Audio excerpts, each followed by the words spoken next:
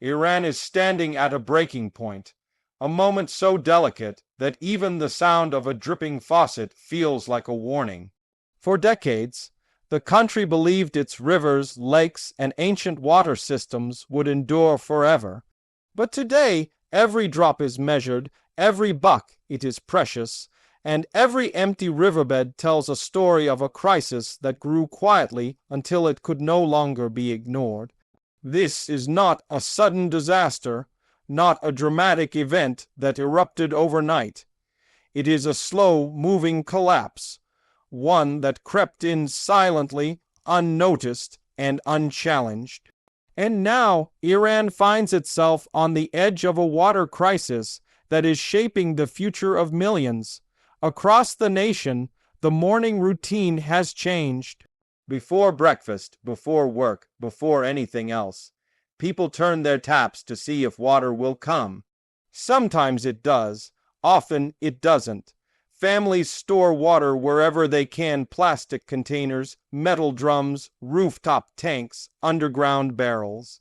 Children grow up understanding the weight of a full jug, the value of reusing water, and the fear that tomorrow might bring an even drier day. In villages, long lines form before dawn whenever a tank or truck arrives.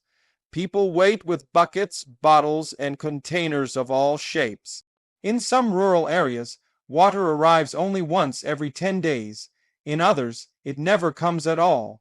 Villages once rich with crops and life now stand abandoned, their soil cracked like broken glass.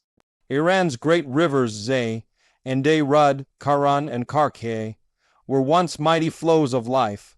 They powered agriculture, supported cities, and carried culture through the heart of the country.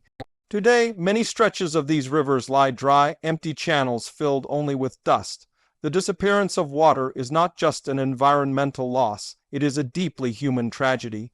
Generations of farmers who lived by the rhythm of seasons now stare at barren land, wondering how everything changed so quickly. Wells dig deeper each year, but groundwater keeps falling faster than machines can reach it. Some farmers have sold their animals.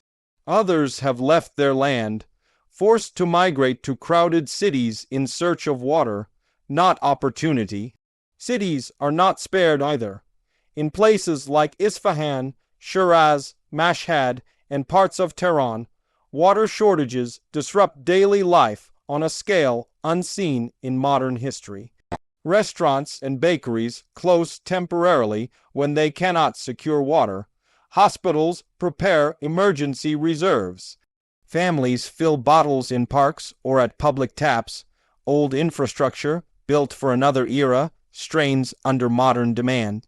When a pipe bursts, whole neighborhoods are left without water for days. And when electricity fails, often due to low hydropower, pumps stop working, deepening the crisis even further. The reasons behind this disaster are many. Decades of population growth, inefficient irrigation, heavy reliance on groundwater, outdated water management policies, and the accelerating impact of climate change. Rainfall is decreasing, temperatures are rising, and evaporation drains reservoirs faster than rain can refill them. Lake Urmia, once one of the world's largest salt lakes, has shrunk drastically. Its once blue waters have turned into salt flats that send toxic dust into the air, damaging crops and worsening respiratory problems for thousands. As lakes dry, wetlands shrink, and rivers fall silent, ecosystems collapse. Birds, fish, and animals disappear. Soil loses its life. Dust storms rise from once fertile land and sweep across cities, turning blue skies into hazy gray. The environment, already fragile, slips toward a point where recovery becomes nearly impossible. But the crisis is not limited to nature. It is reshaping society itself.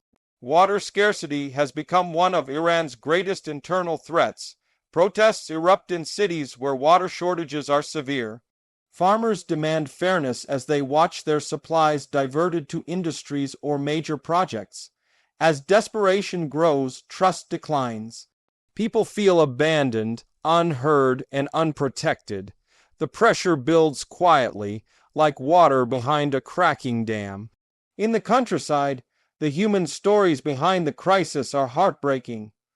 Farmers who once grew pistachios, wheat, rice, melons, and saffron now watch their fields turn to dust. Livestock suffer without grazing land. Families take on crushing debts. Many villages have lost half their population as people flee in search of new beginnings. The cultural identity tied to farming, passed down through centuries, fades with each abandoned field. Illegal wells, tens of thousands of them, drain aquifers at alarming rates. Groundwater that took thousands of years to accumulate is disappearing within decades. Experts warn that once certain aquifers dry completely, they may never recover. Without groundwater, the land becomes lifeless. Yet for millions, life goes on. They adapt in whatever ways they can. Shorter showers, water reuse, barrels for storage, careful rationing. Some buy expensive water from private suppliers. Others rely on neighbors or relatives. Communities develop group systems to share wells or rotate usage, but these are temporary solutions. They cannot stop the larger collapse. The emotional and mental burden is enormous. Living with constant uncertainty, never knowing whether water will come tomorrow, creates stress that grows silently over months and years. Parents worry about their children's future in a country where the most basic resource is disappearing. Many young people, especially university students, talk openly about leaving Iran because they cannot imagine building a stable future without water. This brain drain hurts the nation even further, eroding the expertise needed to fight the crisis. On an international level, Iran's water issues complicate relations with countries like Turkey and Afghanistan. Rivers cross borders, and as each nation struggles with scarcity, tensions rise. Dams built outside Iran reduce water flow inside it. Water becomes political, it becomes strategic, it becomes a source of conflict. This is why experts call water one of the most dangerous challenges of the century, because when it runs out, it threatens not just daily life, but national stability. Despite the enormity of the crisis, solutions exist. Modern irrigation can reduce water loss by more than half. Smarter crops can be grown using less water. Laws can regulate wells more effectively. Water can be priced fairly to discourage waste. Urban systems can be upgraded to reduce leakage. Desalination, solar energy, and wastewater recycling can play roles.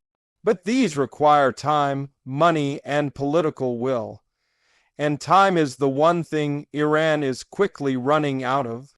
Climate change intensifies every challenge. Hotter summers mean faster evaporation. Rainfall becomes unpredictable. Snowpack in mountains shrinks, providing less meltwater for rivers. Dust storms increase, killing remaining vegetation. The land dries, then cracks, then turns to dust, beginning a cycle that accelerates desertification. Unlike earthquakes or floods, the water collapse did not strike suddenly.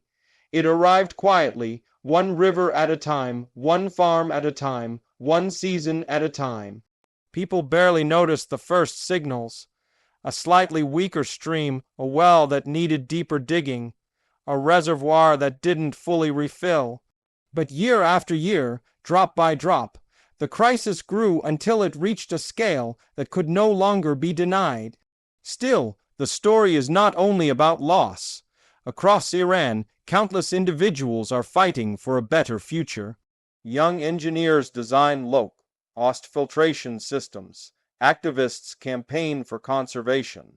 Scientists study new farming methods. Volunteers plant trees in dry, drought landscapes to fight dust storms. Students clean riverbanks and raise awareness. Communities share knowledge and resources. These efforts are small compared to the scale of the crisis, but they carry hope. They show that people are still fighting, still trying, still believing that recovery is possible. Iran has survived invasions, wars, sanctions, and upheavals over thousands of years. Its people are resilient, but the water crisis is different. It does not just threaten the economy or politics. It threatens life itself. Without water, cities cannot function, farms cannot grow, and families cannot survive. Without water, no nation can stand strong. Yet there remains a small window of opportunity, a narrow chance to prevent total collapse.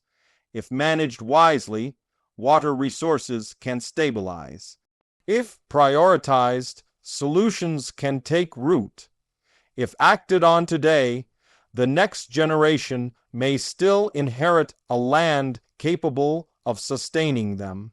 But the urgency cannot be overstated. Every dry river is a warning.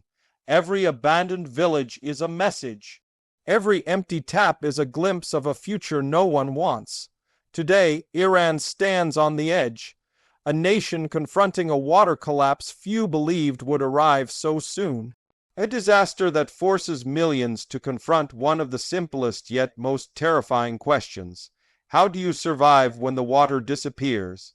The answer is still being written, but the time to write it is running out.